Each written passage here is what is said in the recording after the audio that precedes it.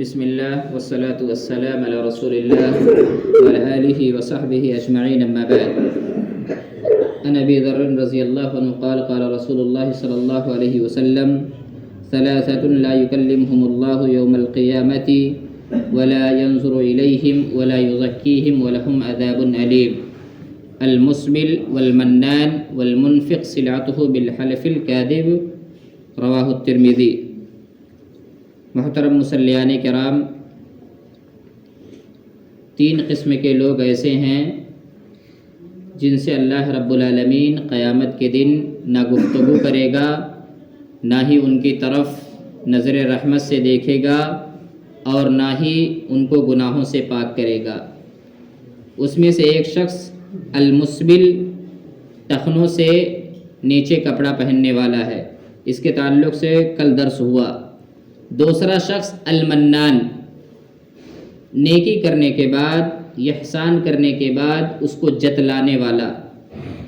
اگر کوئی انسان کسی کے ساتھ ہمدردی کرتا ہے، کسی کے ساتھ بھلائی کرتا ہے، کسی کے برے وقت میں کام آ جاتا ہے، کسی کی مدد کر دیتا ہے، اس کے بعد باہر جا کر کے لوگوں کے سامنے اس کا تذکرہ کرتا ہے، میں نے فلاں کی مدد کی ہے، میں نے فلاں کو کھانا کھلایا ہے، وغیرہ وغیرہ.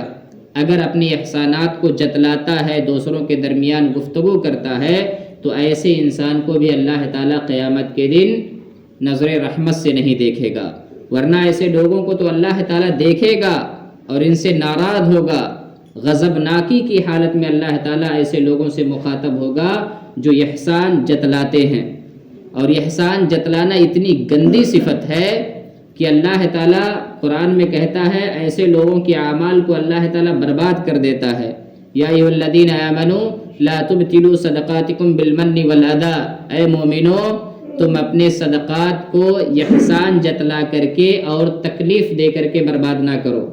بعض لوگ ایسے ہوتے ہیں احسان جتلاتے تو نہیں ہیں لیکن اپنے حالات سے اس شخص کو تکلیف دیتے ہیں جس کو وہ مدد کیے ہوتے ہیں. نہ آپ کو تکلیف دینی ہے اور نہ ہی آپ کو احسان جتلانا ہے. اس سلسلے میں ایک اور اہم بات یہ کہنا چاہوں گا کہ بسا اوقات جو انسان مدد لیتا ہے وہی سبب بن جاتا ہے احسان جتلانے کا. مطلب اگر آپ فلاں شخص کی مدد کیے ہوئے ہیں تو وہ شخص اگر آپ کے خلاف ہو جاتا ہے، آپ کو بولنے ڈانٹنے لگتا ہے یا طرح طرح کی چیزیں ایسی کرنے لگتا ہے جس کی وجہ سے انسان آٹومیٹک اپنے احسان کو جتلانے لگتا ہے.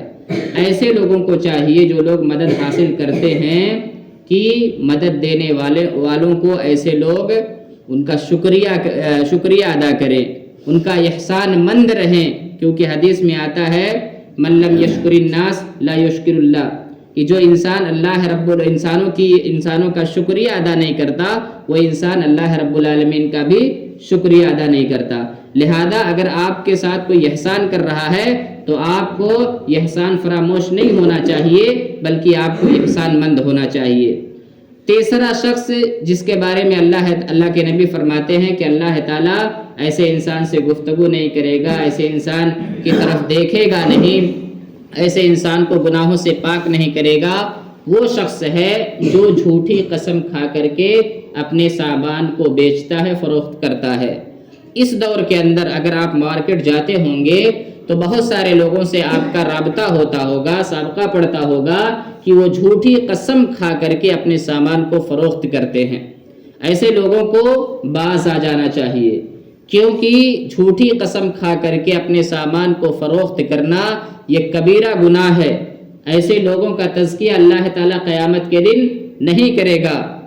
بہت سارے لوگ ہیں جو جاؤ سامان جس کی قیمت مختصر سی ہوتی ہے لیکن قسم کھا کر کے اس قیمت کو بڑھا دیتے ہیں اور سامنے والا یہ سوچنے لگتا ہے یہ تو اللہ کی قسم کھا رہا ہے، یہ جھوٹ نہیں بول سکتا، اور اس کے قسم کے دام میں پھنس کر کے وہ انسان اس سامان کو خریدتا ہے جس میں اسے کافی نقصان پہنچتا ہے. ایسے انسان کو اور ایسے تاجروں کو باز آ جانا چاہیے کیونکہ اللہ تعالیٰ ایسے لوگوں کو ناپسند کرتا ہے اور ایسے لوگوں کو بسا اوقات اللہ رب العالمین اسی دنیا کے اندر کیفر کردار تک پہنچا دیتا ہے. اگر آپ تجارت کرتے ہیں آپ ایمانداری سے تجارت کریں، آپ ناپ تول میں کمی نہ کریں، آپ اپنے گراہکوں کے ساتھ اگر اچھا برتاؤ کرتے ہیں تو اس دور کے اندر آپ کی تجارت آٹومیٹک چلنے لگے گی۔ آپ دیکھتے ہوں گے مارکیٹ کے اندر بہت سارے لوگ ایسے ہوتے ہیں جن کی دکانیں بہت آسانی کے ساتھ چلتی ہیں۔ کیوں؟ اس لیے کہ وہ ایماندار ہوتے ہیں، وہ جھوٹی قسم کھا کر کے اپنے سامان کو فروخت نہیں کرتے ہیں، وہ اللہ اور اس کے رسول صلی اللہ علیہ وسلم کے فرمودات کے مطابق ہی خرید و فروخت کرتے ہیں۔ ہمیں بھی وہی طریقہ اپنانا چاہیے۔ اللہ تعالیٰ سے دعا ہے اللہ تعالیٰ ہم تمام مسلمانوں کو مذکورہ 3 صفات سے بچائے۔ آمین وآخر دعوانا ان الحمدللہ رب العالمین۔